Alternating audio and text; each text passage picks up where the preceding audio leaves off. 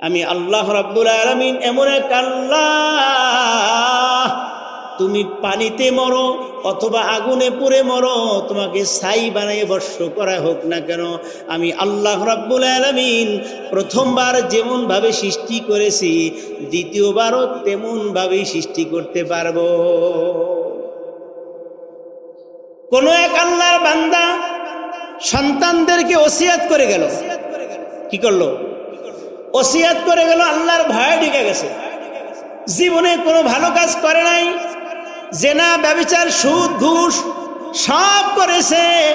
মৃত্যুর আগে সন্তানদেরকে ওসিয়াত করে গেল, আমার সন্তানেরা শোনো, আমি যখন মারা যাব আমাকে তোমরা কবরে দিবা না কেন? বলে আমার ওসিয়াত তোমরা পালন করিও, আমি যখন মারা যাব আমাকে কবরস্থ না করে তোমরা কি করবে? তোমরা আমাকে জ্বালাইয়া দিবে। কি করবে? আমার ভিতরে আল্লাহর ভয় ঢুকে গেছে, আমি কি জবাব দিব? তাকওয়া কি জিনিস একটু দেখেন। আমার ভিতরে আল্লাহ তাআলার জাহান্নামের ভয় ঢুকে গেছে। আমি কিভাবে আল্লাহর সামনে দণ্ডায়মান হব? আমার তো লজ্জা লাগতেছে, আমি কোনো কাজই করি নাই। আমাকে কবরস্থ করো না, আমাকে জ্বালাইয়া যেই ছাইগুলা থাকবে এই ছাইগুলা তিনটা ভাগ করবে। কয়টা ভাগ? তিনটা ভাগ করবে। এক ভাগ ছাই বাতাসের মধ্যে উড়াইয়া দিবে, আমি যেন বিভিন্ন জায়গায় বিক্ষিপ্ত অবস্থায় পড়ে যাই। দ্বিতীয় ভাগ স্রোতশীল নদীর মধ্যে ভাসাইয়া দিবে, যেমন স্রোতে টানে বিভিন্ন জায়গায় চলে যায়। আর এক ভাগ বিভিন্ন পাহাড়ে গিয়া উড়াইয়া দিবা, যেন আমার অস্তিত্ব খুঁজে পাওয়া না যায়। কার ভয়ে? আরো জোরে বলেন, কার ভয়ে? ও আম্মা মান খাফা মাকাম রাব্বিহি ওয়া নাহান নাফসা আনিল হাওয়া। আল্লাহ তাআলার ভয় এমন ভাবে ঢুকে গেছে, সন্তানদেরকে ওসিয়ত করলো, আমি মারা যাওয়ার পরে আমার লাশটা আগুনে জ্বালাইয়া ছাইগুলা তিনটা ভাগ করবে। এক ভাগ বাতাসে উড়াইয়া দিবে, আর এক ভাগ স্রোতশীল নদীতে ভাসাইয়া দিবে, আর এক ভাগ বিভিন্ন পাহাড়ে গিয়ে তোমরা উড়াইয়া দিবে। আমি আল্লাহর সামনে দণ্ডায়মান হওয়াকে বড় ভয় পাই।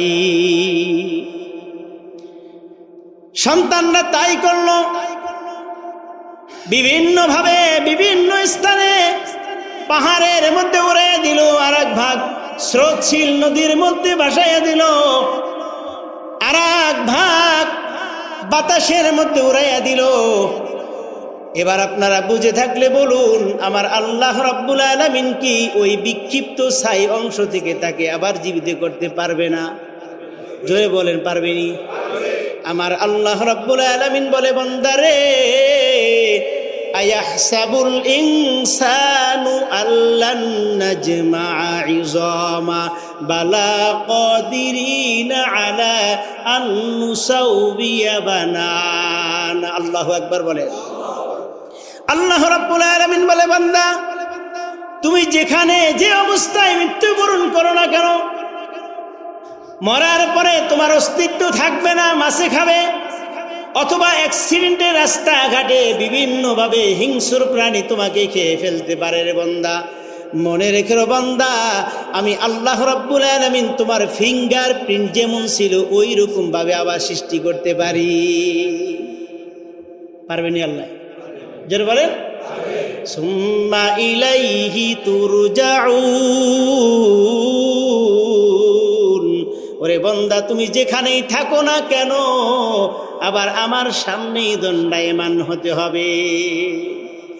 আল্লাহ রাব্বুল আলামিন কুদরতি ভাবে ওই বিক্ষিপ্ত অবস্থা থেকে ওই আল্লাহর বান্দাকে জীবিত করে আবার জিজ্ঞাসা করলেন, বান্দা মরার আগে সন্তানদেরকে এরকম ওসিয়ত কেন করছো? ওই বান্দা বলে, আল্লাহ দুনিয়ার মধ্যে কোনো ভালো কাজ করি নাই, কোনো ভালো কাজ করি নাই, যা যা করেছি এইগুলা আপনার সামনে নিয়ে দণ্ডায়মান হওয়াকে আমি বড় ভয় পাইছি, এই জন্য তাকওয়া আমার ভিতরে ঢুকে গেছে। ওই সময় কোনো ভালো কাজ করার মতো কোনো অবস্থাও আমার ছিল না, কিন্তু আমার ভিতরে ভয় ঢুকে গেছে।